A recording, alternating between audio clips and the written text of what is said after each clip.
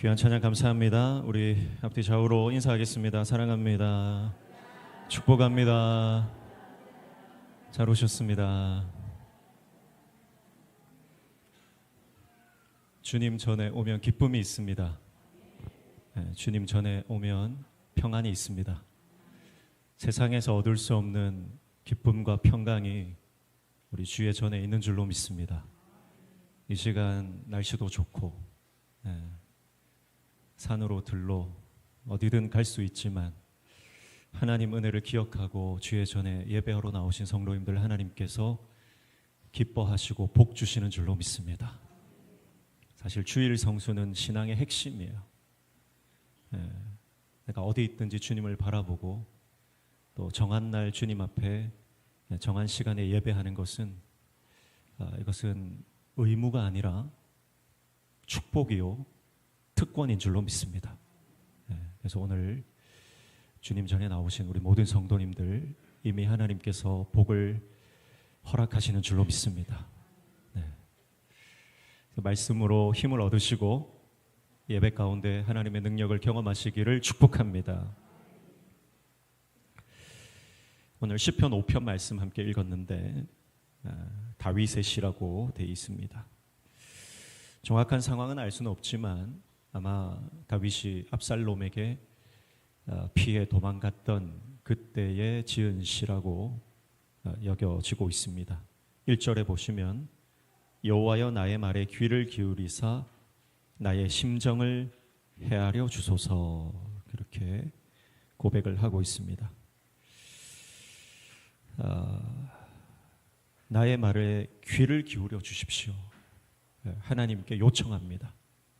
주님, 내 말 좀 들어주세요. 우리가 사람에게 말 좀 들어달라고 하면 들어주는 사람도 있겠지만 우리 말에 집중하고 경청하는 사람이 그리 많지는 않습니다. 사람은 다 바쁘잖아요. 자기 일에 다 바쁘기 때문에 다른 사람에게 관심을 가지고 다른 사람의 말을 들어줄 여가가 없는 것이 우리가 살아가는 이 땅의 현실입니다. 그래서 정말 내 말을 경청해 주는 그런 사람을 만난다는 것은 참 복이에요. 내가 무슨 고민을 말하든 말없이 들어주고 같이 아파해 주는 사람이 있다면 그 사람은 진정한 친구일 것입니다.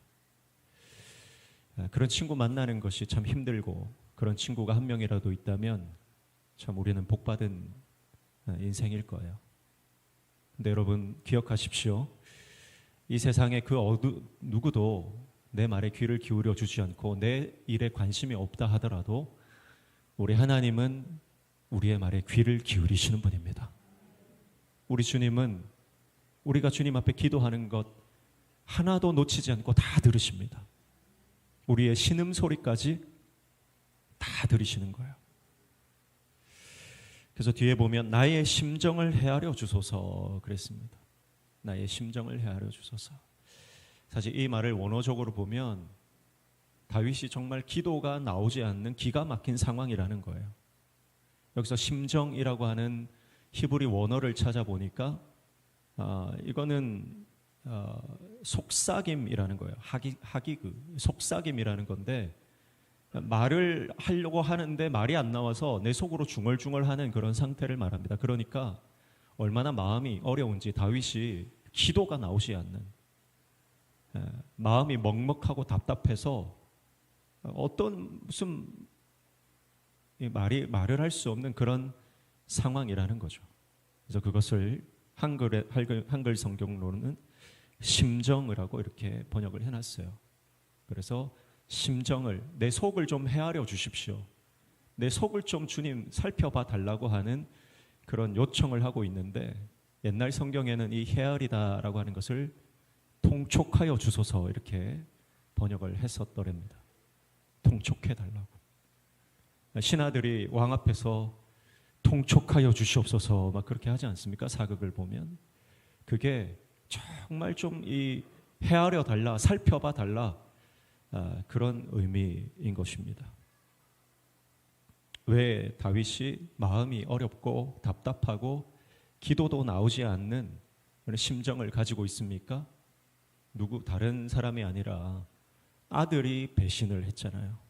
압살롬이 난을 일으켜서 지금 다윗이 도망가고 있습니다. 네. 여러분, 믿었던 사람에게 배신 당할 때, 혈육과 피부치에게 배신을 당했을 때 그 심정은 이루 말할 수가 없는 고통이죠. 네. 다윗이 지금 그런 상황에 있습니다. 마음이 너무 힘든 거예요. 우리가 인생을 살다 보면 남편 때문에 상처받고, 아내 때문에 상처받고, 부모님 때문에 상처받고, 자녀들 때문에 상처받고 하는 일이 얼마나 많습니까?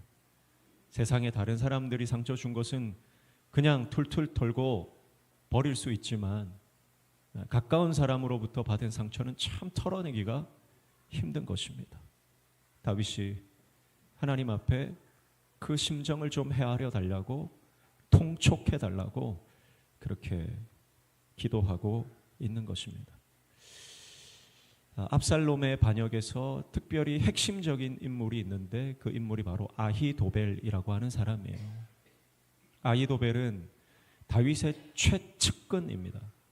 그리고 이 아히도벨은 굉장히 지혜가 있는 사람이었어요. 그래서 성경에 보면 사무엘하 15장 이하에 보면 압살롬의 반역의 사건들이 쭉 기록이 되어 있는데, 거기 보면 아히도벨을 어떻게 표현하고 있냐면, 아히도벨의 계략은 하나님으로부터 받은 말씀과 같다. 그만큼 거의 신탁처럼 여겨지는 아히도벨의 지혜, 그것은 다윗이나 압살롬에게나 동일했다, 그렇게 표현을 하거든요.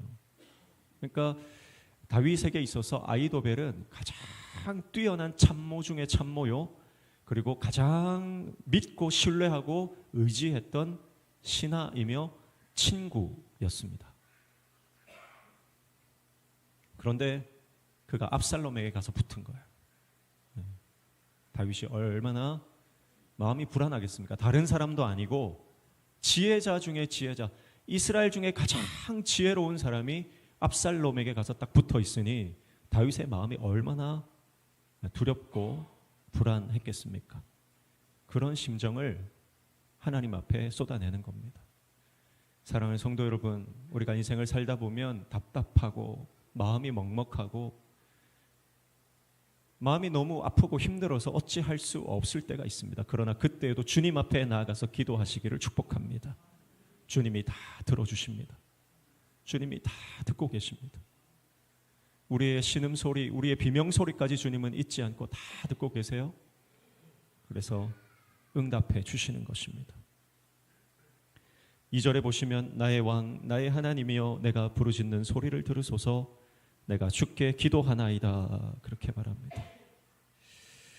다윗은 기도가 나오지 않았지만 기도가 나오지 않은 그 상태에 머무르지 않습니다. 돌파해서 부르짖어 기도합니다. 왜냐하면 하나님이 나의 왕이시기 때문에. 다윗은 이스라엘의 왕이었지만 그 왕위를 빼앗기고 도망자 신세가 되었습니다. 다윗은 왕위에 있을 때에도 자신이 왕이라고 생각한 사람이 아니에요. 하나님이 왕이십니다. 지금 도망자로 피해 다니고 있는 처절한 신세에 놓여 있지만 하나님은 여전히 왕이시기 때문에 기도할 때가 있는 거예요.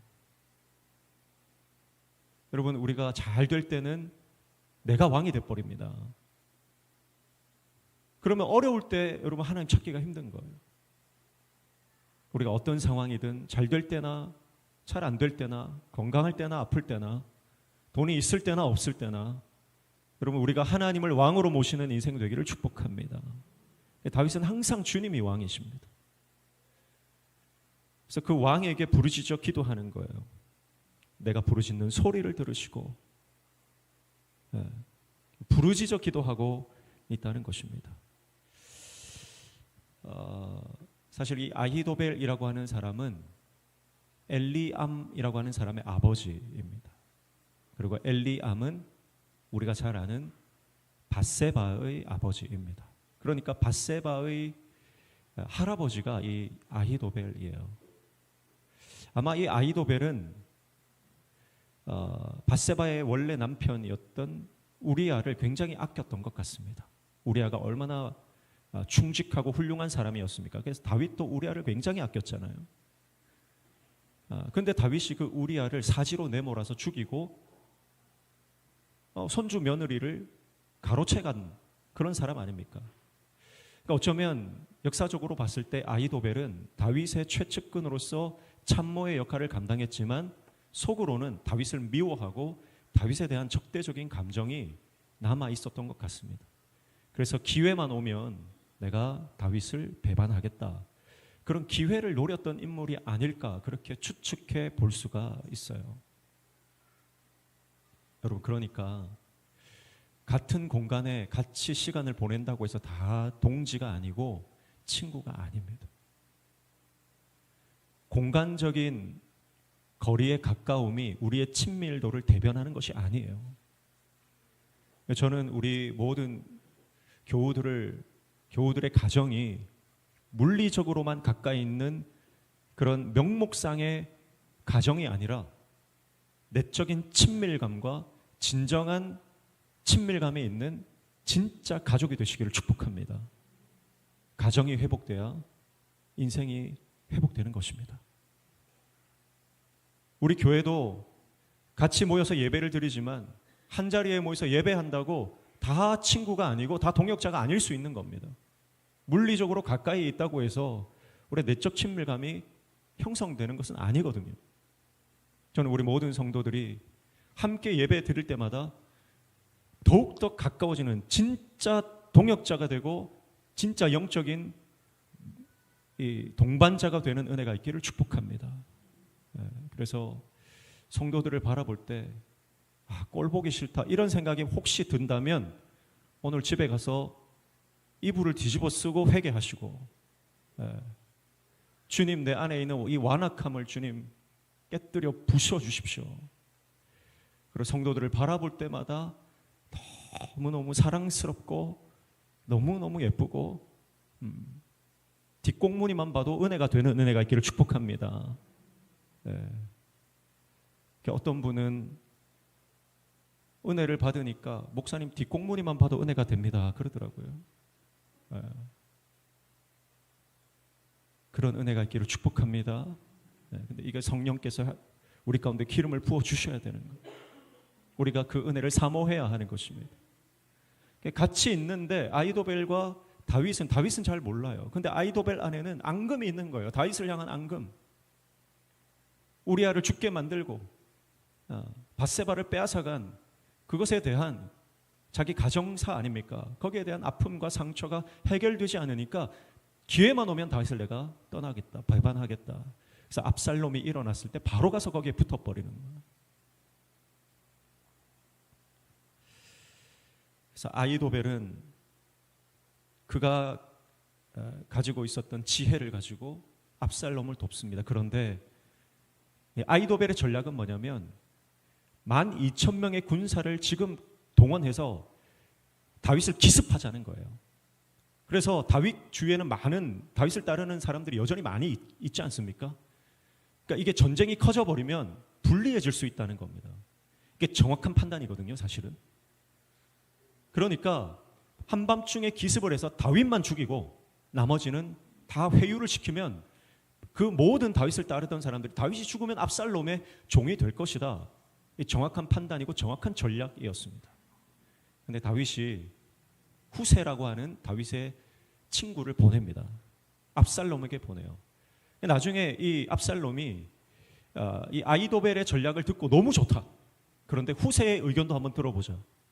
후세가 뭐라고 하냐면 다윗의 주위에 있는 사람들을 용사라서 함부로 건드릴 수 없다. 온 백성들 중에 군대를 모아서 전면전을 치러야 된다.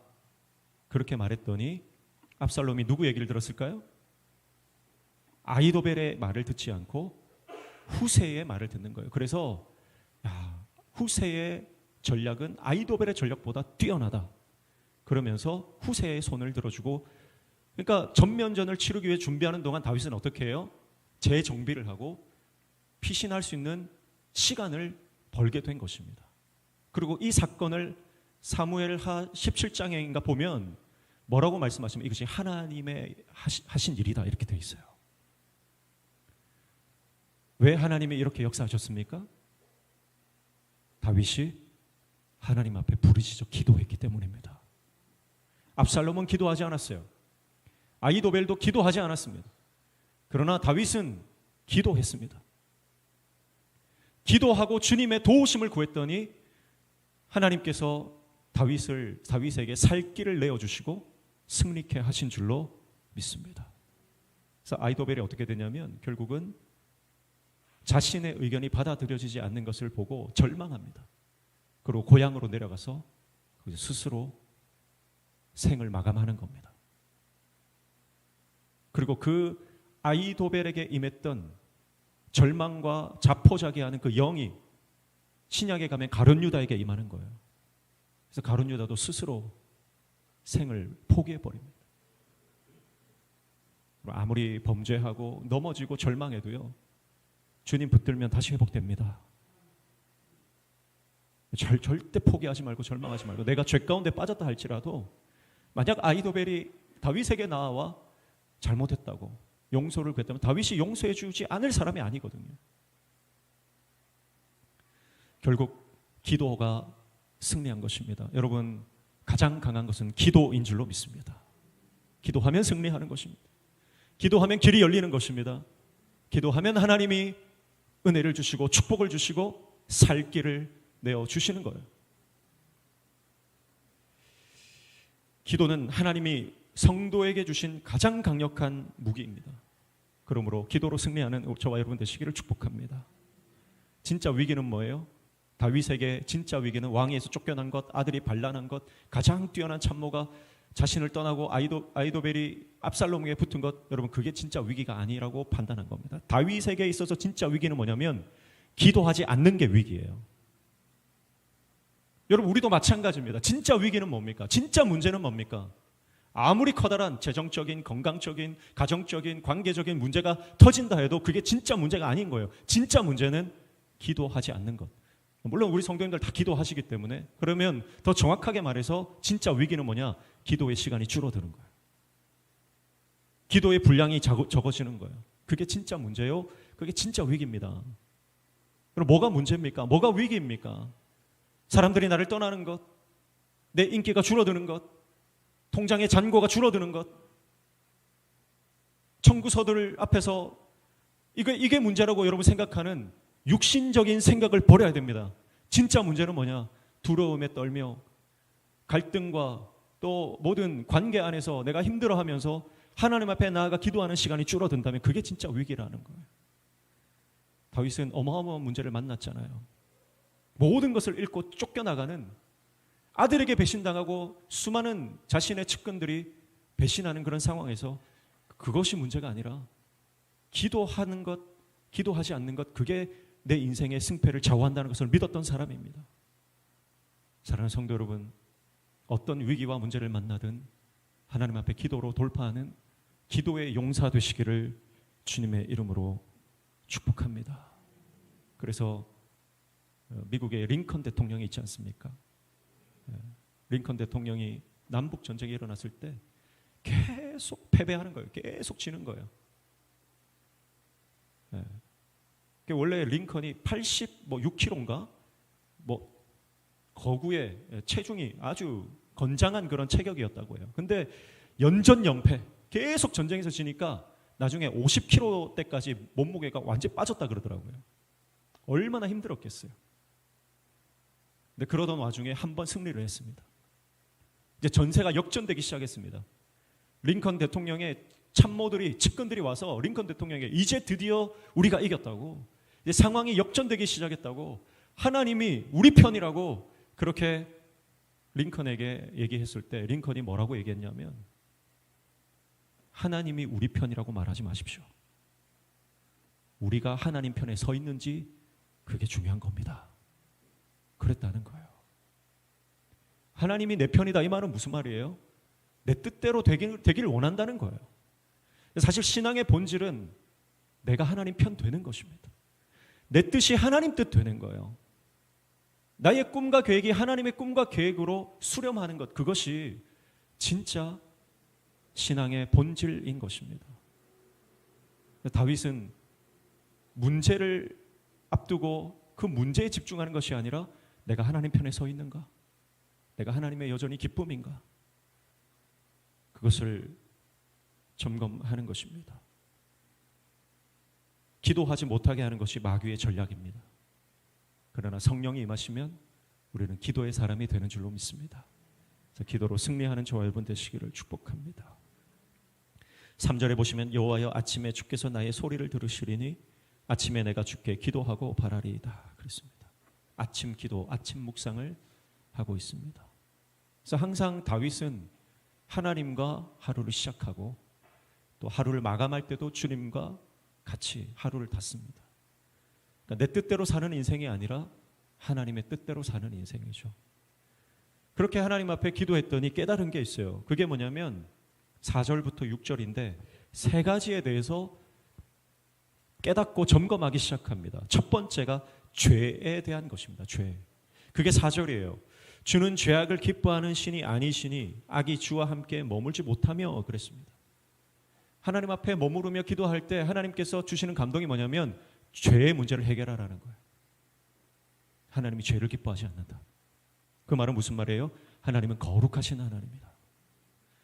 두 번째는 교만에 관한 것입니다. 그게 5절이죠. 오만한 자들이 주의 목전에 서지 못하리이다. 주는 모든 행악자를 미워하시며 그랬습니다. 하나님이 이 교만을 정말 기뻐하지 않는구나. 그 기도하는 가운데 그것을 깨닫는 것입니다. 세 번째는 거짓말을 기뻐하지 않으신다는 깨달아요. 6절이죠. 거짓말하는 자들을 멸망시키리이다. 여호와께서는 피 흘리기를 즐기는 자와 속이는 자를 싫어하시나이다 그랬습니다.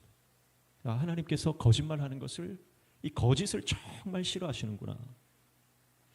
그래서 다윗이 이 세 가지를 철저히 주님 앞에서, 여러분, 그래서 이것은 대적을 향한 그 규정이기도 하지만 그 대적 가운데 있는 죄와 교만과 이 거짓에 대해서 자기 자신을 돌아보면 내가 이것을 다 버리겠다는 영적 결단이 되기도 하는 것입니다. 여러분, 죄로 결착된 관계는 결국 다 무너지게 되어 있습니다. 여러분, 이 죄와 교만과 거짓은 공통점이 있어요. 그 공통점이 뭡니까? 바로 이것은 다 관계를 깨뜨리는 것이라는 거예요. 죄와 교만과 거짓은 반드시 관계를 깨뜨립니다. 죄를 보십시오. 여러분, 죄로 결착된 관계는 결국 무너지게 되어 있습니다. 범죄자들이 뭐 은행을 턴다든지 아니면 뭐 조직 범죄로 뭐 보이스피싱을 한다든지 했을 때 이 사람들이, 범죄자들이 처음에는 결착을 하지만 이 결착이 오래 갑니까? 이 결탁이 오래 가지 못합니다. 결국은 서로 배신하고 배반하고 다 뿔뿔이 흩어집니다.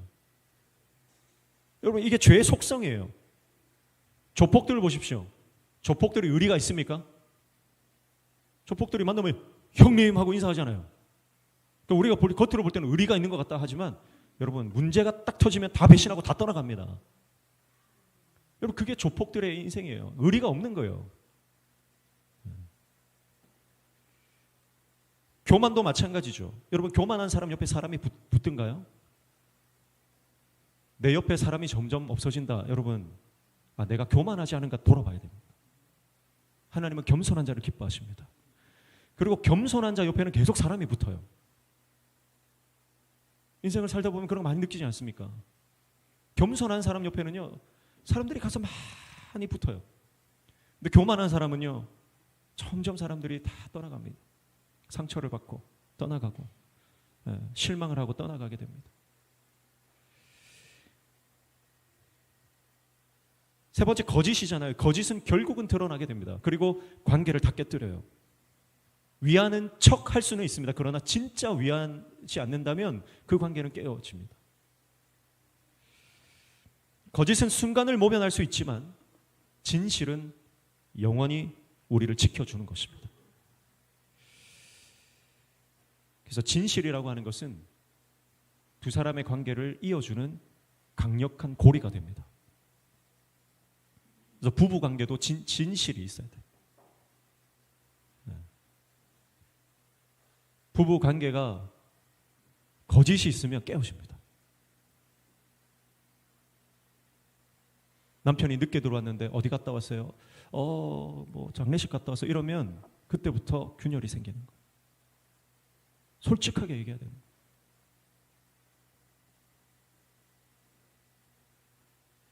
다윗은 이 세 가지를 통해서 하나님 앞에서 모든 죄를 버리고 하나님 앞에 거룩하게 서기를 결단합니다. 모든 교만을 다 깨뜨리고 하나님 앞에 겸손한 종이 되기를 결단하는 것입니다. 자기 안에 있는 모든 거짓을 버리고 신실한 하나님의 종이 되기로 영적인 결의를 다지는 것입니다. 오늘 저와 여러분도 하나님 앞에서 이 모든 관계를 깨뜨리는 부정적인 이 요소들을 하나님 앞에서 다 정리하고 제거하시기를 축복합니다. 그리고 우리 교회도 마찬가지예요. 우리 교회 공동체가 죄와 또 교만과 거짓이 발붙이지 못하도록 우리가 영적으로 대적하고 우리가 거룩함과 겸손함과 그리고 진실함으로 우리가 서로를 섬겨 나갈 때 우리 교회는 강력한 생명의 공동체로 복음의 사명을 감당하게 될 줄로 믿습니다. 그래서 다윗은 자신의 안에 있었던 모든 죄를 해결하고 어디로 나아가냐면 7절과 8절이에요. 오직 나는 주의 풍성한 사랑을 힘입어 주의 집에 들어가 주를 경외함으로 성전을 향하여 예배하리이다. 여호와여 나의 원수들로 말미암아 주의 의로 나를 인도하시고 주의 길을 내 목전에 곱게 하소서. 다윗이 요청하는 것이 두 가지입니다. 첫 번째는 하나님 나는 예배자가 되겠습니다 하는 거예요. 예배자가 되겠습니다. 두 번째는 뭐예요? 주님의 인도를 받겠습니다. 하나님의 인도를 받겠습니다. 무슨 말입니까? 다윗은 지금 문제투성이지만 그 문제를 해결해 달라고 하나님께 요청하지 않습니다. 다윗이 요청하는 것은 주님, 내가 주님과 더 가까워지고 싶습니다. 주님과 더 친밀해지고 싶습니다. 그래서 더 주님을 예배하길 원하고 더 주님의 의로 나를 인도함 받기를 주님 내가 원합니다. 그렇게 기도하고 있는 거예요. 다윗의 인생은 나침반과 같은 인생이다 이렇게 볼 수 있습니다. 나침반은 뭐죠? 항상 북쪽을 가르칩니다. 나침반의 빨간색 이 점은 항상 북쪽을 가리키는 거예요. 어디를 가든지 나침반의 이 침이 파르르르 떨리지 않습니까? 우리 인생도 그래요. 다윗도 그렇고요. 떨려요. 왜 떨리지 않겠습니까? 이쪽으로 가고 저쪽으로 가고 쫓겨나가고 도망다니고 얼마나 고난이 많아요. 광야 가운데, 유다 광야 가운데. 여러분, 다윗도 떨리는 인생이었습니다. 그렇지만 그 떨리는 그 인생을 결국은 하나님을 향해 달려가더라는 거죠. 성경에 보면 데살로니가전서 5장 17절 19절이죠. 항상 기뻐하라. 쉬지 말고 기도하라. 범사에 감사하라. 그렇게 말하지 않습니까? 데살로니가전서 5장 16절 18절. 근데 여러분 이게 가능합니까? 항상 기뻐하는 거 가능하세요? 항상 쉬지 않고 기도하는 거 가능하세요? 범사에 감사하는 게 어떻게 가능합니까? 근데 이거는 우리의 어떤 육체적인 상태를 말하는 것이 아닙니다. 이건 방향을 말하는 거예요. 여러분, 우리 인생이 항상 기뻐할 수 없어요.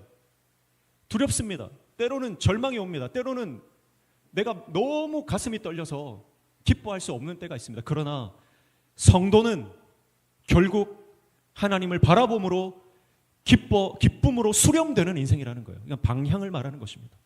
내 상태는 지금 힘들고 어렵고 떨릴 수 있지만 결국은 주님을 바라봄으로 주님 주시는 기쁨으로 수렴되는 것입니다. 지금은 기도할 수 없는 상황, 도무지 아무 말도 할 수 없는 정말 먹먹한 상황이지만 그렇게 떨리는 인생이지만 그러나 그 떨리는 마음을 가지고 주님 앞에 앉았을 때에 주님이 다시 나에게 위로를 주시고 다시 기도할 수 있도록 영적으로 회복시켜 주셔서 결국은 주님 앞에 기도하고 있는 인생이 되더라는 거예요. 범사에 감사할 수 있는 인생은 아니지만 그러나 내 안에 불안도 있고 불만도 있고 원망거리도 있지만 그러나 주님을 바라볼 때 주님께서 내 안에 조금씩 감사가 회복되게 하시고 결국은 감사로 수렴되는 인생으로 우리를 바꿔주시더라는 거예요. 여러분, 그것이 다윗의 인생이고 그것이 성도의 삶인 줄로 믿습니다. 나침반과 같은 삶, 떨리는 인생입니다. 두려운 인생입니다. 그러나 결국은 핑핑핑 돌다가도 결국은 주님 앞에 서는 인생, 주님을 바라보는 인생. 여러분, 그런 인생으로 승리하시기를 주님의 이름으로 축복합니다. 그래서 주님을 바라보면 반드시 은혜가 임하고 주님께서 우리에게 승리를 주시는 줄로 믿습니다. 결국 기쁨으로 수렴되게 하시고 기도로 결론 짓게 하시며 감사로 귀결되는 삶을 살아가게 하시는 성령의 능력을 날마다 경험하는 저와 여러분의 인생 되시기를 주님의 이름으로 축복합니다. 마지막 9절부터 12절까지 읽겠습니다. 그들의 입에 신실함이 없고 그들의 심중에 심히 악하며 그들의 목구멍은 열린 무덤 같고 그들의 혀로는 아첨하나이다. 하나님이여 그들을 정죄하사 자기 꾀에 빠지게 하시고 그 많은 허물로 말미암아 그들을 쫓아내소서. 그들이 주를 배역함이니이다. 그러나 주께 피하는 모든 사람은 다 기뻐하며 주의 보호로 말미암아 영원히 기뻐 외치고 주의 이름을 사랑하는 자들은 주를 즐거워하리이다. 여호와여 주는 의인에게 복을 주시고 방패로 함같이 은혜로 그를 호위하시리이다. 9절부터 10절은 원수의 문제를 내가 아니라 하나님께 맡기겠습니다. 그 기도예요. 여러분, 하나님께 맡기시기를 축복합니다. 수고하고 무거운 짐진 자들아 다 내게로 오라 그랬습니다. 무거운 짐을 주님이 지시겠다. 다 내려놔라. 내가 해결하려고 아등바등 발버둥 치지 말고 주님 앞에 다 내려놓으십시오. 그래서 11절 12절의 결론이죠. 주께 피하는 자는 기쁨을 얻게 될 것이고 하나님의 은혜의 방패가 지켜주실 것이다. 그게 다윗의 결론이에요. 여기서 말하는 방패, 이 치나라고 하는 히브리어는 그냥 방패가 아니라 온몸을 가릴 수 있는 커다란 방패를 말합니다. 여러분, 하나님의 은혜는 우리의 인생의 큰 방패가 되시는 줄로 믿습니다. 그래서 그분께로 피하는 자는 힘을 얻고 위로를 받고 살 길을 얻는 것입니다. 우리 인생의 큰 방패가 되신 예수 그리스도의 복음의 능력을 믿고 그 복음이 우리를 지켜주시고 우리를 막아주시고 우리를 살려주시는 날마다 그 큰 방패의 은혜를 경험하며 나아가는, 여러분, 우리 자녀의 문제도 주님이 큰 방패로 막아주실 줄로 믿습니다. 우리 가정의 문제 주님이 큰 방패로 막아주실 줄로 믿습니다. 여러분 건강과 여러분 재정과 여러분 모든 삶의 문제 주님이 큰 방패로 막아주심으로 그 은혜의 방패로 승리하는 인생 되시기를 주님의 이름으로 축복합니다. 모든 문제가 형통의 복으로 회복될지어다. 막힌 문들이 열릴지어다. 막혀있는 태의 문이 열릴지어다. 재정의 문제 열릴지어다. 주님께서 복 주시고 은혜 주십니다. 오늘 그 은혜를 다 누리는 우리 명신 믿음의 가족들 되시기를 주님의 이름으로 축복합니다. 하나님 아버지, 다윗은 하나님을 갈망합니다. 문제가 해결되는 것을 갈망하는 것이 아니라 주님의 은혜를 갈망합니다.